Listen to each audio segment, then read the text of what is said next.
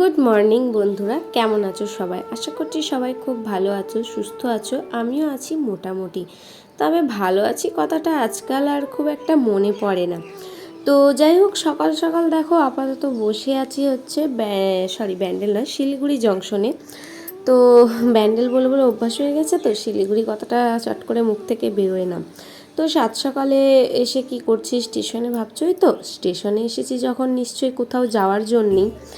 তো যাই হোক, এত বিপদের মধ্যেও আর পারলাম না সহ্য করতে কোনো কিছুই। তো ফাইনালি যাচ্ছি হচ্ছে বাপের বাড়ি, কারণ তোমরা তো জানোই আমার যাওয়ার ওই একটাই জায়গা। তো সেখান থেকে মানে শিলিগুড়ি থেকেই যাব। আর এবারে তোমাদের দাদাভাইকে আর নিয়ে যাব না, বলতে পারো তোমাদের দাদাভাইকে ছেড়ে চললাম নিজের বাপের বাড়ি, নিজের ধর্মের জায়গায়, নিজের বাড়ি ভিটায়, মানে সব কিছু বলতে পারো একটা। তো যাই হোক, অনেকক্ষণ পর ট্রেন আসে। তো ট্রেন থেকে সোজা এখন আছি হচ্ছে এনজিপিতে, মানে জলপাইগুড়ি, নিউ জলপাইগুড়িতে। তো এখানে এসেও ট্রেন থেমেছিল, তো থেমেছিলই, ছাড়ার নাম নেই। তো ফাইনালি আধা ঘন্টা পর সেখান থেকে ট্রেন ছাড়ে, মানে শিলিগুড়ি জংশনেই 2 ঘন্টা লেট করে ট্রেন এসেছিল। তো যাই হোক, কি আর করবো, জেনারেলি উঠেছি, টিকিটও পাইনি কো, হঠাৎ করেই যাওয়ার প্ল্যান। সেই জন্য তোমাদেরকে আর কোনো কিছু জানাতেও পারিনি, নাহলে নিশ্চয়ই জানাতাম। তো সিট তো পেয়ে গেছি ভালোভাবে। আর তোমরা হয়তো ভাববে যে হঠাৎ করে আবার কেন বাপের বাড়ি যাচ্ছি, এই তো ঘুরে আসলাম। অ্যাকচুয়ালি আমি নিজেও জানতাম না আমাকে যেতে হবে, তাও আবার এইভাবে বাচ্চাটাকে নিয়ে একা একা। আসলে কি বলো তো, জীবনটা এখন আমাদের এরকমই হয়ে গেছে। ওই যে বলেছিলাম, যাযাবরের মতো বেরিয়ে পড়লাম, জানি না কোথায় যাব।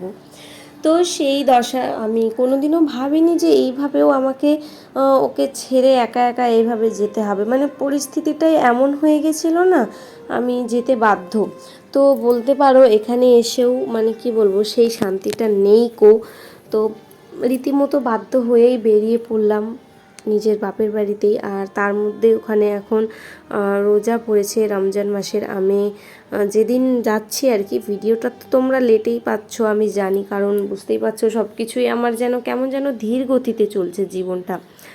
তো যাই হোক, তোমাদের সকলকে রমজান মাসের অনেক অনেক শুভেচ্ছা। আমার মুসলিম দাদা দিদি ভাই বোন যারা আছো আমার ফ্যামিলির মধ্যে, আমার ইউটিউব ফ্যামিলির, তোমাদের সবাইকে পবিত্র রমজান মাসের অনেক অনেক শুভেচ্ছা ও ঈদের আগাম শুভেচ্ছা জানালাম। তো হয়তো দেখা হতে পারে ঈদের মধ্যেও, তো জানি না, যাচ্ছি তো, বেরিয়ে তো পড়লাম। তো যেটা বলছিলাম, জীবনটা যে এই রকম হয়ে যাবে সত্যিই কোনোদিনও ভাবিনি কো। ভেবেছিলাম যে যাক, ওখানে গেলাম শিলিগুড়িতে কিছুদিন থেকে থেকে আবার বাড়ি ফিরবো, কিন্তু সেখানেও সেই একই পরিস্থিতি। তো যাই হোক, সব কিছু ডিটেলসে বলছি না, কারণ সব কিছুর একটা সময় থাকে। আমি বাড়ি ছেড়ে আসার কারণটাও তোমাদেরকে জানাইনি, তবে আমি নিশ্চয়ই জানাবো। আমি শুধু সেই সময়ের অপেক্ষায় বসে আছি। তো সেই সময়টা কবে আসবে আমি জানি না। তো যাই হোক, সকাল 7টার সময় বাড়ি থেকে বেরিয়েছিলাম। তো কিছু খেয়েও বেরোনো হয়নি, সঙ্গে কিছু নিয়েও আসতে পারিনি, শুধু 2 প্যাকেট বিস্কুট নিয়েছিলাম পাপার জন্যে। তো ফাইনালি দেখো ঝালমুড়ি নিলাম। আর এমন মানে কি বলবো, এমন কম্পার্টমেন্টে উঠেছি, কোনো হকারও ওঠে না, বাস স্টেশনে দাঁড়ালেও কোনো হকার আসে না, জানি না কী কারণে। তো সেই সকাল 10টায় ট্রেন ছেড়েছে, আর এখন প্রায় 12:30 বাজে। তো প্রচণ্ড পরিমাণে খিদে পেয়ে গেছিলো, মানে কি বলবো, মন খারাপ থাকলেও কি আর কি হবে, পেট তো মানবে না বলো, মুখে তো কিছু দিতে হবে। তো সেই জন্যে একটা ঝালমুড়ি নিয়ে নিলাম, নিয়ে সেটাই খাচ্ছি। আর পাপাও ঘুমিয়ে গেছে, তো সেই জন্যে 2টো পেপার নিয়ে নিয়েছিলাম, নিয়ে পাপার জন্য একটু ঢেলে রেখে দিলাম, ও উঠলে খাওয়াবে। আর আমি ঝাল ছাড়াই ঝালমুড়ি খাই। যাই হোক, ঝাল ছাড়া ঝালমুড়ির কোনো স্বাদ থাকে না, কিন্তু আমি ঝাল ছাড়াই খাই, ভালো লাগে। তো যাই হোক, একা একাই চললাম। তোমরা সঙ্গে থাকো, আমার আমার ভিডিওর সঙ্গে থাকো, আমার জীবনের প্রতিটা মুহূর্তে তোমরা সঙ্গে থাকো, কারণ আমি জানি না আমার জীবনের আরও কত উত্থান পতন বাকি আছে। তো সেটা আমি তো চোখ খুলে যদি বেঁচে থাকি দেখবও, আর তোমাদের সঙ্গেও সেটা শেয়ার করব। তোমরাও দেখতে থাকো একটা মানুষ আর কত রকম পরিস্থিতিতে পড়তে পারে। ওঠার সময় জেনারেল বগিতে উঠলাম, কিন্তু মনে মনে ভাবছিলাম বলতে ভুল, ভয়ই হচ্ছিল যে পাশে কেউ কোন ধরনের মানুষ বসবে, বা একা একা যাচ্ছি বাচ্চা নিয়ে, কোনো ছেলে মানুষ সঙ্গে নেই, তোমাদের দাদাভাই সঙ্গে নেই, কিভাবে যে যাবো। কিন্তু দেখো ওপরওয়ালা কিন্তু কোনো না কোনোভাবে আমার সঙ্গ দেয়। একটা এত ভালো পরিবার পাশে পেয়েছি, জানি তারা সারা জীবনের সঙ্গী নয়, কিন্তু এই যাত্রাটার সঙ্গী তারা। তো পাপাও ওর দুটো বন্ধু পেয়ে গেছে, ভীষণই হ্যাপি। ও কোনোভাবে আমাকে ডিস্টার্বও করেনি। বাচ্চা আমার জানলা দিয়ে দেখতে দেখতেই গেছে, দেখো এখনও একভাবে কিন্তু জানলা দিয়েই ও তাকিয়ে আছে। আর এই যে ওর দাদা ভাই মানে ওর বন্ধু হয়ে গেছে। তো যাই হোক, একটার পর একটা স্টেশন পেরোতেই আছে, আর বুঝতে পারিনি সত্যি কথা বলতে এই সফরটা আমি যতটা কষ্টের সঙ্গে, যতটা খারাপভাবে বেরিয়েছি, ট্রেনের মধ্যে সে গল্প আড্ডায় সেগুলো কিছুক্ষণের জন্যে সাময়িকভাবে হলেও সেই জিনিসগুলো আমি ভুলে গেছি। কারণ একটা স্বাভাবিক হয় না, মানুষের সঙ্গে গল্পের তালে তালে অনেক গল্প হয়, হাসি মজাই আর কি। তো সবগুলোই ওখানে মহিলা পুরো ফ্যামিলির যত মাসি, দিদা, ঠাম্মা, বৌমা, মানে এইরকম পুরো ফ্যামিলি। তো দেখতে দেখতে দেখো মালদা স্টেশনে চলে এসেছি। তো তারপরে আবার চলে আসলাম এখানে দেখো ফারাক্কায়। আর ট্রেনে যাওয়া আসা করার সময় এই জায়গাটা আমার সব থেকে বেশি ভালো লাগে। ফারাক্কার ব্রিজ ক্রস করছে, জানি না ফারাক্কার ব্রিজ ক্রস করতে।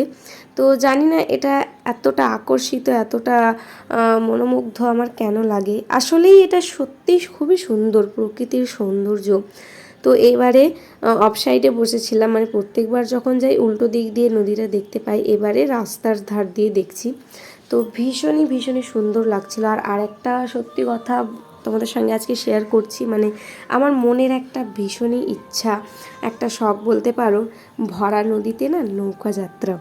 তো জানি না এটা জীবনে কোনো দিন সম্ভব হবে কি না, মানে কি বলবো, নৌকা যাত্রা, দুই নৌকায় পা দিয়েই চলছি, আর কি নৌকা যাত্রা করব। মানে এসব মনের শখ ফুর্তির কথাগুলো বললেও না এখন ইয়ার কি মনে হয়, ভীষণই হাসি পায়। তো যাই হোক, বাদ দাও, দৃশ্যটা এতই সুন্দর লাগছিল, কোথাও যেন মনে হচ্ছিল এই নৌকার মধ্যে, তিনটে নৌকার মধ্যে একটার মধ্যে হয়তো আমি আছি। তো খোঁজার চেষ্টা করছি নিজেকে, অ্যাকচুয়ালি আমার জীবনটা কোন জায়গায়, বা কোন মোড়ে এসে দাঁড়িয়েছে, বা আরও কোন কোন মোড় ঘুরতে বাকি আছে, সত্যিই জানি না আমি। তো যাই হোক, চলো যাওয়া যাক। এখনও তো রাস্তার অর্ধেকটাও আসিনি, সবে তো ফারাক্কার ব্রিজ ক্রস করছি।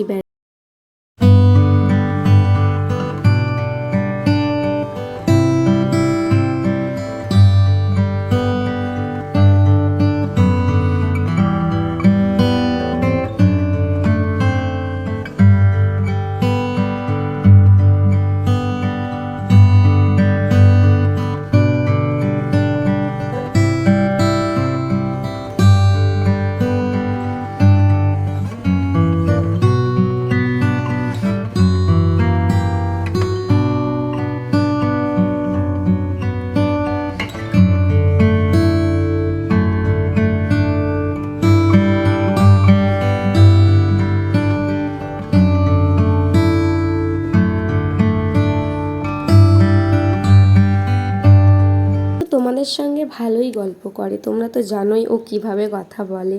তো ভিডিও করার সময় ও কথা বলছিল, কিন্তু ট্রেনে এত পরিমাণ শব্দ হচ্ছিল, আমি বাধ্য হয়েছি মিউট করতে। তো যাই হোক, দেখতে দেখতে এদিকে সন্ধ্যা হয়ে এসেছে, আর সন্ধ্যা নয়, প্রায় অনেকটাই রাতও হয়ে এসেছে। তো যাই হোক, কি আর করবো, অনেকটাই রাস্তা চলে এসেছে। আর একটা দুঃখের কথা কি জানো, একে তো জীবনটা এইভাবে চলছে, তার মধ্যে একা এসেছি, আর সঙ্গে যারা ছিল না তারাও নেমে পড়েছে অর্ধেক রাস্তায়, মানে তারাও ছেড়ে চলে গেল। আপাতত শুধু এই দুই বয়স্ক মহিলা আমার সঙ্গে আছে, মানে এই দুজনের সঙ্গেই গল্প চলছে। তাছাড়া দেখো ট্রেনটাও কিন্তু আস্তে আস্তে অনেকটাই ভিড় হয়ে গেছে, মানে আমরা যখন উঠেছিলাম তখন প্রায় ফাঁকাই ছিল। তো এখন ভিড় হলেও কিছু মনে হয় না, কারণ ট্রেনের মধ্যে যখন নিজের একটা বসার জায়গা হয়ে যায় তখন ভিড় হলেও কিছু মনে হয় না, তখন মনে হয় যে না, অ্যাডজাস্ট করে চলছি তো। আর এসব ভিড়ভাট্টা এখন আর চোখেও পড়ে না। তো তো ফাইনালি দেখো এখানে রাত 9:30টার সময় ব্যান্ডেল জাংশনে চলে এসেছি। সারাদিন একটু টাইম পাইনি বন্ধুরা তোমাদের সঙ্গে কথা বলার মতো, যে ভিড় ছিল, মানে ট্রেন 2 ঘন্টা লেট, মানে বুঝতেই পারছো কি অবস্থা। তো যাই হোক এইমাত্র ব্যান্ডেলে নামলাম, তো ভাই চলে এসেছে নিতে, ও আসছে, মানে মানে আমরা একদম সামনের দিকে আছি আর ভাই চলে গেছে পিছনের দিকে। তো যাই হোক চলো ভাই আসুক, তারপরে আবারও ট্রেন ধরে বাড়ি যেতে হবে। ঠিক আছে চলো, সঙ্গে থাকো। পিকলু তো ওর মামাকে দেখেই ছুটে কোলে উঠে পড়েছে, কারণ সারাদিন বাবাকে তো দেখেইনি, আমার কাছে একভাবে ছিল। আর যখন আমরা শিলিগুড়ি যাই তখন ওকে মিথ্যা কথা বলে নিয়ে এসেছিলাম যে আমরা দিদুন বাড়ি যাচ্ছি, মামা আছে আর আছে। কি করব বলো, বাচ্চাদের মন তো ভোলাতে হবে, তাই না? তো যাই হোক, ও এই কথাটা যখন রিয়েলাইজ করে যে ওকে মিথ্যা কথা বলে আমরা অন্য জায়গায় নিয়ে চলে গেছি, ও ভীষণই দুঃখ করতো আর মাঝে মাঝেই আমাকে বলতো কেন আসলে। তো ফাইনালি দেখো এখানে ট্রেনে উঠে পড়েছি, লোকাল ট্রেনে। মানে যখন আমরা ওই আন্ডারগ্রাউন্ড তলা দিয়ে আসছিলাম ক্রস করে প্ল্যাটফর্মে, তখনই ট্রেনের খবর হয়ে গেছিলো। তো রীতিমতো অনেকটা দৌড়েই এসেছি, মানে আমরাও স্টেশনে উঠেছি আর এদিকে লোকাল ট্রেনও ঢুকে পড়েছিল। তো যাই হোক চলো, ফাইনালি এদিকে পান্ডুয়াতেও নেমে পড়েছি।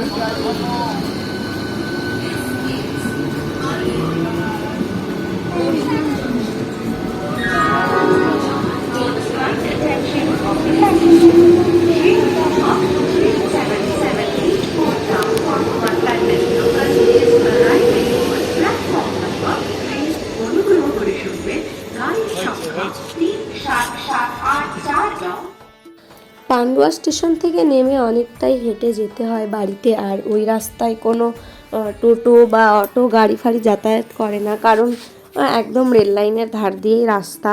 তো এখান থেকে ওইটুকু আমরা হেঁটেই চলে যাই। তো যাই হোক চলো বাড়ি যাই, তারপরে কথা হচ্ছে। বাড়িতে এসে আর কোনো রকম কোনো ভিডিও বা কথাবার্তা তোমাদের সঙ্গে শেয়ার করতে পারিনি, কারণ বুঝতেই পারছো মা আমাদেরকে এইভাবে দেখে একবারে হাউ হাউ করে কান্নাকাটি শুরু করে দিয়েছে। স্বাভাবিক, যেটা কোন বাবা মা থাকতে পারে বলো এত বিপদের মধ্যে চুপচাপ। তো সেই কারণেই আর কি। তো যাই হোক, পিকলু এদিকে গাড়িটা পেয়ে কিন্তু ভীষণই খুশি হয়ে গেছে।